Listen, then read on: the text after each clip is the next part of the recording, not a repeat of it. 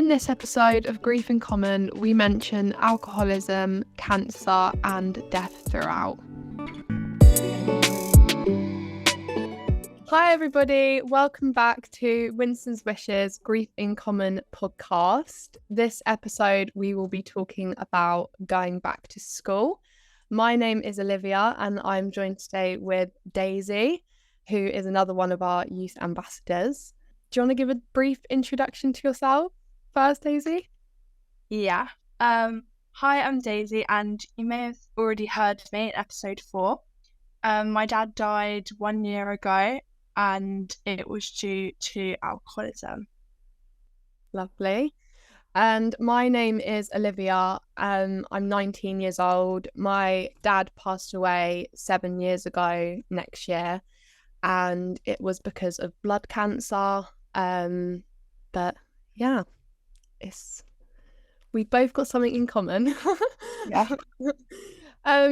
So episode about going back to school. Obviously, going back to school is a very daunting thing anyway, whether you've lost a parent or a loved one or not. So I thought we could talk about our personal stories about going back to school first, just to kind of make people feel a bit more at ease that it is okay to feel these emotions. So would you like to go first? Do you remember how you felt going back to school the first time after losing your dad? Well, like I said in my other podcast, I went back to school in the summer holiday. No, not the summer holidays. I went back to school after summer holidays. So it was kind of like I kind of dealt with it in the summer holidays. So I didn't have school. So I kind of felt like I was just ready. I'm quite confident. I told some of my friends like before, and I just felt like I was ready. Yeah, I know. I get what you mean, because I mean, my dad passed away in May, so I didn't really go back to school after he passed away until the September. But I felt when I did go back to school, it was a bittersweet feeling, because it was like I was ready to go back, but I also had this feeling of, oh, my dad's not here to see me go back. Yeah. Like it's a weird feeling, but that's why we're doing this today, is to tell people that it's okay to feel all these feelings. And if you're happy about going back to school, then that's valid. And if you're really angry or upset about going back to school, that's valid as well. So Yeah, definitely. I think it depends when your grief was. Like if it was in the summer holidays, it's obviously going to be way, way, way more recent. So it's going to feel completely different. But I think any feeling is valid about going back to school. And I remember going back. And like you, I told my friends before going back. And I also had support systems in place. Like I had a teacher that I used to go and sit with if I was ever getting overwhelmed. Yeah, I had a teacher as well that I still speak to today. Yeah. I see her at lunch and break, and I just go up to her and say, can we meet in this lesson or at lunch? And I just speak to her about how my week's going and stuff. Yeah, I think it's so important to have someone that you can almost rely on and have that shoulder to lean on when you're in school, because sometimes I remember some days would be so overwhelming, especially in the first few weeks going back. And just knowing I had that person to go to was so, so, so important. If you are someone listening who has gone back to school recently, making sure you have someone that you can talk to is so important. So it definitely helps. Did you have any tips that you wanted to share about like your preparation about going back to school? I went on holiday. We were like at the hotel, and then my mum told us like as we were just about to go on holiday the next morning. Right. So I was just like, okay, I'm gonna go on holiday, and I'm gonna just get this holiday done and just trying to not think about it, but like not process grief, just be, ready to go back to school. Mm-hmm. And yeah. Okay, that's quite interesting, because I guess like you kind of dealt with it, like you said, with the holiday. Yeah. you turn it into a positive almost, that I'm on holiday and I'm just going to get through that, and that will like let me go back. Was there like any way that, did your mum do anything that helps you stay like calm, or was there anything that you remember that really helped, like on the morning of going back to school? Kind of. I cried a lot on holiday, and I obviously looked at photos and stuff. It's kind of not like I forgot about it. I just didn't really think about it as much. And I know people are like, well, you didn't think about your dad dying. No, yeah. But like, I don't know. I spoke about it a lot. It's just distracting your mind, but not forgetting it. Yeah. I mean, I remember like the week leading up to going back to school for the first time, my mum was insistent of making sure that we were already like in a routine. So like going to bed. Yeah, that's what my mum. Yeah, which really helps as well, because obviously if you're not getting enough sleep, then you're not going to feel 100%. And just making sure that we had everything ready, like school bags packed. And on the morning of going back to school, I remember we went in a little bit later because we'd spoken to the school and I was on like a reduced timetable, which I think as well has such a stigma around it as well, because there was so many people when I went back to school that would be like, why are you on a reduced timetable? Like, you don't need to be on that. Oh no. Which anyone who's listening who's on a reduced timetable, gone back to school after someone they love has just died, do not feel that you are like less strong for being on that or anything. Like, whatever's helping you get back into school is the main thing. And I think that was so important for me to know. At the end of the day, if you've gone into school, that's amazing. And even if you cried all day, that's amazing. Yeah. There were some days where I just used to cry all day at school. But yeah, if you've gone in, you've gone in, and that's great. Yeah. And also, like, I kind of just felt like my dad died and I'm just going to process it, like, with my family and stuff. But there was nothing to really, like, I couldn't really do anything about it. So I guess I just felt like I had no control over crying anymore. Yeah. Because it was just a regular thing. Yeah, no, I completely get where you're coming from with that. And even now, like, I mean, when I started college, 2 years ago now, when I started college, I remember getting really upset about that. Like, it's not, I know there's episodes about going back to school, but I guess it's just if you're starting anything, like if you're starting university, if you're starting college, if you're starting a new job, anything, like, it's valid to feel them emotions no matter how long it's been. Because even for me, like 7 years down the line, I still feel all them emotions when I start something new. So it's completely normal. And if you do just want to cry all the time, then it's fine. Yeah, and I feel like with the whole starting something new as well, like, I feel like my dad is just watching everything I do. Yeah. And I know he'd be proud of me, whatever I started. 100%. I do think, like, oh, why isn't my dad here to watch me? Like, for example, when I start college, like, why isn't he here? So that does also make me angry. Yeah. But then I know that he'd be proud. No, 100%. And I think as well, like, I think that's definitely something to take away. Like, if you're feeling nervous, just know that the person that has died would be proud of you no matter what, and use that as a motivation to start it. Just don't let grief hold you back. Use it as a superpower, if anything.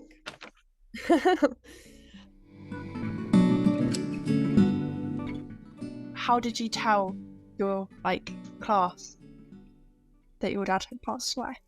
So I remember this day very well, actually. So I got a choice, basically. I could either tell them myself or I could get my teacher to basically. Yeah, that's what I got as well. Yeah. And I remember at the time saying, oh, I'm going to tell them myself.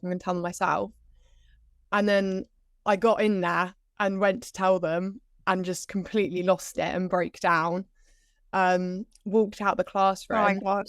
And then I was just outside the classroom, like, listening to my teacher tell them, and then had to walk back in and sit down. And obviously you just feel like everyone's got eyes on you. And I mean, the first year I went back to school, I actually really struggled with people taking the mick out of me for Yeah. yeah, a lot. I mean, a lot of people were like, "Oh, you're the girl that's dad's died. You're the like." It was really tough, like really, really tough. What year were you in? Year 8. Oh yeah, Yeah, that's the same for me. yeah. So I was 12 when my dad died, and it was really tough. I mean, like the friendship group I was in at school, like all completely, like almost turned their back on me because of the situation. Because apparently I was like too hard work and all this, and I cried too much. And yeah, I mean, I think grief definitely shows people's true colors, if anything. Yeah. Especially if you're starting a new school, it's just being very wary about who you tell and who you open up to. Yeah, and it also shows like people's like who your true friends are and who your fake friends are. Yeah, because even now, like 7 years along the line, there's people that have stuck with me since my dad died. And then there's people that I thought were my true friends that, Mm. you know, went. So it definitely shows people's true colours, and shows you who your true friends are, definitely. Well, I've got a bit of a different story to you. Mm-hmm. So I also got the choice if my teacher should say I should. So I did tell them. So I stood up in front of my class and told them, and they were really shocked. Mm. So, and I guess like anyone I would tell now who I haven't told would be shocked as well. Yeah. So they didn't really have anything to say because they just didn't want to be like, most people would just like, "Oh my God, are you okay?" And I'm like, "No, I'm not okay." Yeah. Like Silly obviously. question. Yeah. But my friends were very supportive. Like these were the friends that I told before I went back to school. And like you said, it definitely showed who my true friends are. Because not many people turned their backs on me, but it's just like people who I told like later in the year, because I moved forms. Mm-hmm. They kind of just they just still didn't have much to say. I think as well though, it kind of puts people in a bit of an awkward position because you don't want to go up to someone who's grieving and be like you said, "Are you okay?" It's a bit of it is a tricky situation, especially when you're in school when everyone's a bit immature as well. And I feel like grief does make you mature so much as well. So you're like so much more mature than everyone. Like it's just, I think it's crazy how mature it makes you. But telling people who didn't necessarily get it, it was harder to tell. I think unless you've been through it, you don't get it. That's how I see stuff. People can try and like empathize with you, obviously, but they're never going to get it, obviously. I think, like I say, to anyone listening as well, it's nothing to be scared about telling friends at school. Like I say, obviously, I had quite a bad experience with it, but a positive came out of it in the sense that I knew they're not my true friends anymore. My school's like okay, kind of. Well, my form tutor is like amazing, and my supportive teacher's nice, but that's kind of it. My school were amazing in the sense like I had my support teacher, obviously, and then I had my form teacher was good as well. I remember my English teacher just being like a comfort to me. She was so lovely. But yeah, all the other, I don't know, like especially like my science teacher, I would always forget that my dad had died of cancer and then teach a lesson about cancer, and I'd be sat there like, "Oh well, yeah, that's happened to me." Like, "Why are you crying?" And be like, But yeah, I guess you can't expect everyone to remember everything. But yeah, it was certain things like that you think, oof, Yeah, because I got a new teacher and she was teaching about alcohol, drugs, and all of that. I was just like at the back and I was just like, "No, I'm here." I know, it's like almost like that you feel like you're just invisible, don't you? Like, can you see me? Like, yeah. It's tricky. Yeah. But yeah, like I say, you can't obviously like expect people to remember everything, but it's stuff like that. But again, if you are starting school and you get an experience like that, I think the key thing for me was just learning to speak up. if you're in school and you feel uncomfortable in any situation, just step out the classroom or say, can I take 5 minutes? Because there's no point in putting yourself in an uncomfortable situation when you're already going through grief. Yeah. I think that's definitely a key point as well. I think going back to school, making sure you've got like small targets set for the day is really important as well. My support teacher and me used to have this like little, it was almost like a little timetable. So like in each of my lessons that I'd have like a target that I'd have to do. Finish the piece of work that you didn't last week, because obviously I went home from my reduced timetable. So it'd give me like, give me something to do, and I'd be like focused on something. Or I don't know, even having a small target like the night before, I'm going to make sure I pack my bag and make my lunch before, so I'm not doing it in the morning. Or making sure that I've got my uniform ready the night before, or eating breakfast, stuff like that, or making your bed. Just really small targets that you can think, okay, I've done that. I mean, even getting out of bed in the morning is amazing. So even if you can just do that, then that's great. Baby steps is the way to go when grieving. Did you have like any, or do you still have like any coping strategies for like day-to-day life in school that just help you through the day, or that you'd like to share? Well, I have this bear. Okay. It's like got my dad's, it's like made out of my dad's clothes. Nice. And I just look at it sometimes and just, my dad wore that. Mm-hmm. And I just think, I'm going to go to school and then I'm going to come back and then I'm going to look at it again and just think I got through school, because I don't like school. It's boring. Yeah. Well, it's not I don't like school, it's just boring. So I just think I'm going to get through school today, then come back and then be relaxed again. Yeah.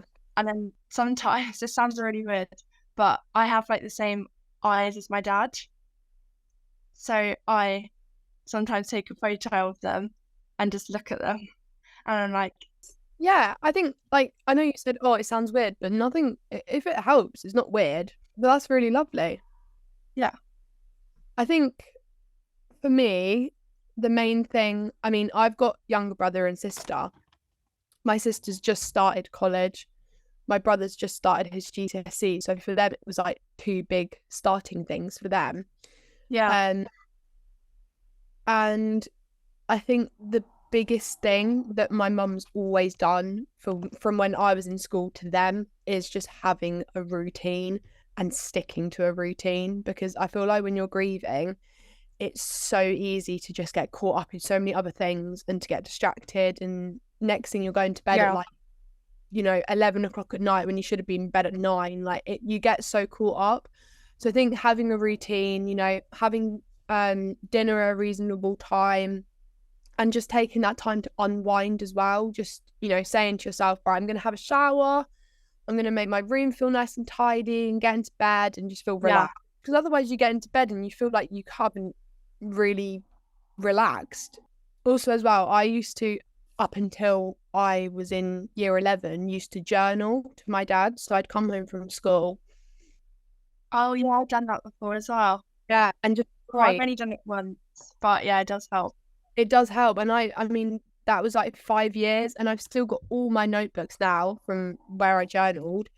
Yeah, and I just come home from school, just 15 minutes, just writing about my day and how I felt, and, you know, what plans I had for the weekend. And because I think that helps as well, always having something to look forward to, even if it's just like, okay, at the weekend, I'm going to meet up with my friend and go for a walk, or after school, I'm going to go to the shop and get a chocolate bar or something. I don't know, something like that. Yeah. Having something to look forward to get you through the day.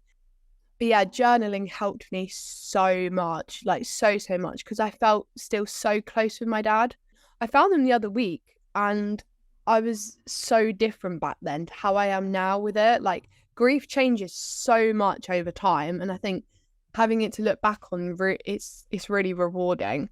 Because obviously it's still really like early for me. So I'm still like waiting to see what will happen in like 10 years, 5 years time. Yeah. Like I say, I can remember the first couple of years of my grief, and it's a really challenging time, but it gets so much easier. I mean, obviously you do still have days where, you just want to cry and everything. But I think it's incredible how, I mean, you're doing stuff like this, Winston's Wish already, like so early on. Like, I Yeah. mean, I would not have been able to do that when I was your age after my dad passed away. So you should be really proud of yourself for doing that. Yeah, my mum found it and I don't know, I just felt ready for it. Yeah, yeah. No, I mean, like I said, I think it's amazing that you are. I mean, I've been with Winston's Wish since my dad died, obviously, but I only signed up to be a youth ambassador when I turned 18 last year because I finally felt ready to tell my story and open up and help other people. But the fact that you're doing it already is just amazing. Did your mum like make sure the school was like fully aware of when you went back? Like, were they 100% aware of everything? Like, I had a buddy scheme where I had like someone in the first week like took me to each of my lessons, so I didn't feel like so overwhelmed with it all. Yeah. But yeah, did you have anything like that? So I went back one day like before school to meet my support teacher. Nice. And so my mum was like telling her about it, and it was her. She emailed all my teachers and told them. But my mum did make sure, like at the end, do all the teachers know. Yeah, and then with like a reduced timetable, I didn't actually have one, but I don't know, I kind of just got on with school. If that makes sense. I just wanted to really like get my head down and do my lessons. Yeah, no, but I think it's really nice that we're able to obviously do this podcast because we've both got such different stories and stuff, because it shows Yeah. people listening that either way is okay. Like, if you just want to get on with it and get your head down and just get through the day, then that's perfectly normal. But for me, I think, like I said, because I did struggle with anxiety a lot, so I did like half days for the first like month, and then we like upped it a bit, which really helped. But I think, like I say, it's important to get across to people that no matter what your situation is, if you're on a reduced timetable or not, doesn't matter. It's whatever works best for you. 100%, yeah. And I mean, after the first month of doing a reduced timetable, I was like, do you know what? It's fine. Like, I don't really need it. And then it got to near Christmas, and my anxiety was like building up again because it was like, oh my God, first Christmas. And then I went back on it. So it changed like all throughout the year. So it's, if you need that flexibility with school, it's okay to ask for that. And I'm hoping that most schools would accommodate that as well, for people that are listening. So don't be afraid to ask. Simply just ask. Yeah. What did you like do whilst you were not going to your lessons? And so my mum was not really working, obviously, for the first like year after my dad died. Like, she was on a reduced timetable as well, kind of. So if there are any parents listening as well, again, it's okay if you're on that as well. She would pick me up and I would go home. I'd have counselling. I mean, there'd be some days where my mum would just take me on a massive walk just to clear my head, or I'd go home and just chill, like just sit in front of the TV and like unwind. Yeah, I think it's so important in the first like couple of weeks just to look after yourself. Like, don't worry about what anyone else thinks. Like, just focus on you. Especially like when you're at school as well and there's like other dramas going on. Yeah, no, 100%. And I don't know about you, but like when I was in school and other dramas would be going on, like my friends would come to me and be like, oh, so and so said this, so and so said that, like, and I just think, oh my, like I've got such a bigger problem going on. Yeah. Like saying like, I don't have time for your drama. Yeah, like, my dad's just died and I'm grieving. Yeah.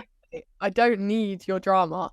If people do come to you and give you drama, or say stuff to you that you just think, oh God, like seriously, yeah, just say I don't I don't need it. Like, you know, I'm not really in the right headspace right now. Like I say, it's okay to say no, and it's okay to just tell people to stop. Yeah. Yeah, but I think that is definitely a challenge in school, 100%. Some people aren't very conscious of the fact that Yeah. still grieving, even if it's months on, or yeah. So I think it's really important to recognize as well. What would you say to people out there? So say if you were the friend of someone who was grieving, so swap, Oh, you know, yeah. what would your best advice be to people out there who are friends of someone who's grieving going back to school? Well, it's hard because, like you said at the very start, like I would feel in opposition as well. Like, because I just feel like, oh my God, what do I say? What do I do? Yeah. So I guess I'd just say, like, it's okay to feel sad, and it's okay to feel, it's okay to cry in school. It's okay to do whatever you want. It's okay to be happy. It's okay to be angry. Just like do whatever works best for you with coping as well. Yeah, no, definitely. I think it's so important to like let people who are grieving know that like if you wake up one day and you think, oh, I actually feel really happy and I'm really ready for the day, like it's okay Yeah. to feel happy after someone has died, you know? I mean, my birthday is actually a week after my dad passed away. And I mean, I remember feeling so guilty for enjoying my birthday. Yeah. I was like, my dad literally died last week. Yeah. And it's the same with holiday as well. Yeah, or even like I remember the first Christmas, you know, just feeling so guilty for being happy. Mm. But you've just got to remember, like, if there is a day in school, say you've done like a test in school and you get a really good result and you're like, oh my God, I'm so happy. But then you think, oh, I shouldn't be happy because they've just passed away. They would be proud of you and that's something to be happy about. Be happy. They would want you to be happy. So no, I think that's a really lovely piece of advice there. Sometimes you do have to be selfish as well and just be like, I've got to get on with what I'm doing. Like, I don't have time for you, and I just want to think about what I'm thinking. Definitely. I would definitely say as well to anyone who knows someone who's grieving as well is to just, I think, be respectful of time. It's completely valid for someone to feel a certain way, even if it's years on. Like it doesn't change anything. You've still lost a parent or grandparent or whoever you've lost. You can still feel upset. So I think giving someone time when grieving is the best thing, and don't like bombard someone and be like, you know, are you okay? Are you this? Are you that? Do you need anything? Like, just step back and just like give them space and time. Was there anything that your friends did that really stood out to you? Like a hug or speak to you every day? Like check how you are? Yeah. So, I mean, my best friend who I've grown up with, who also knew my dad, I mean, her and her sister actually were the two friends that have always stood out to me. I mean, they're still my absolute best friends now. Um, they would always, without fail, check in on me every day, and never make it like seem like a big thing. Like, just treated me like a normal person, which I felt so many people, like after my dad died, didn't. I think that really stood out to me. And also as well, just like being able to talk openly with them about my dad. Like they'd always just ask me how I was, or you know, we just sit and look through like memories together, which really, really helped. Yeah. And also as well, I had a friend in secondary school as well, who I wasn't really even that close with. And there was one afternoon I came home from school and her and her mum turned up literally just before dinner, and they'd made this like hamper basket like full of goodies, and Oh, so nice. yeah, it was so lovely. So I have as well, like you, like my best friend, but we didn't grow up together. I met her at the start of secondary school, and she moved to my estate. So that's how we kind of got to know each other. We just walked to school every day and stuff. And like, she's amazing. She, like, we talk about whatever you want to talk about on the way to school. And you know that one friend that you can literally just tell anything to, and they'll just be like, "Are you okay? Like, do you need anything?" Yeah. It's just so nice to have someone that you trust 100%. No, 100%. I mean, that's like my best friend, Grace. I mean, yeah, I honestly don't know where I'd be without her. She's just amazing. And I never feel judged for telling her anything. Like, she's always a shoulder to cry on, or if I just call her and want to rant as well. Like, if I'm having a bad day, she'll just be there. But I think it's the little things. Like I say, like, obviously I know I mentioned like the hamper earlier and stuff, but just a simple FaceTime call or a random message saying, "How was your day?"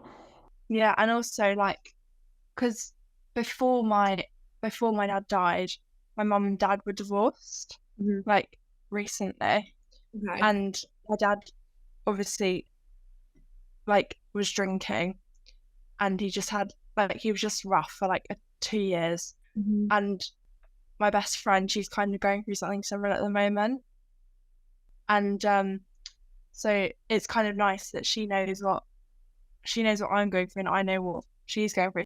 Hopefully you'll stay friends with her and you'll be able to look back on this one day and think, you know, that you helped each other through what you're both going through. So I think that's really important. None of my friends have been through anything similar to me, but Grace, my best friend, obviously, because I grew up with her, she knew my dad, and she'll be like, "Oh, do you remember this?" And it's nice to, yeah, it's really, really lovely to have someone that knew my dad that I can talk to, obviously, that's not my brother or my sister or anyone like that. Like, it's nice. Yeah. And I guess she's kind of like one of your family. Yeah, no, she is. Yeah, she is. But obviously, like, I feel when I talk to my brother and sister about stuff, like, I don't want to upset them in any way. I feel like as well, when my dad died, I just wanted like all these friends and such a big circle, because I felt so alone after my dad died. But I realised as time went on that actually having a small circle was so much better. Yeah, because I don't really have like a friendship group. So I have like 3 friends, and then I have like friends outside of that as well. So I guess I felt like I need a big friendship group. Yeah. And it's like, no, I don't. Like, I love talking, even to one person. I love just talking to them, just only them. Thank you so much to everyone who's listened to this episode, and thank you so much, Daisy, for joining me today.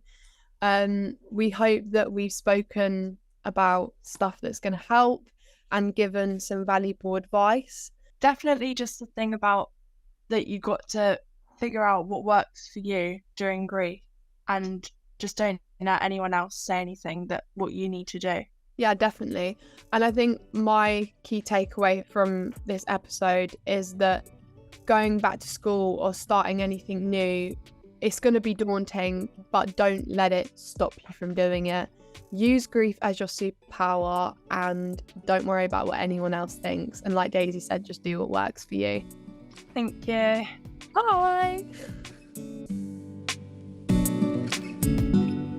Grief in Common is a podcast run by the Winston's Wish Youth team. The topics of conversation aim to provide comfort and make a difference to other young grieving people over the age of 13. We hope to give listeners the confidence to talk about their own grief journey. It's rare to be able to listen to other young people being open and honest about their grief and how they're feeling. We hope this podcast reaches young grieving people everywhere and helps them to feel less alone. From teenagers to young adults, students to professionals, we're all different, but we've all got grief in common. Make sure to subscribe so you don't miss out. Thank you.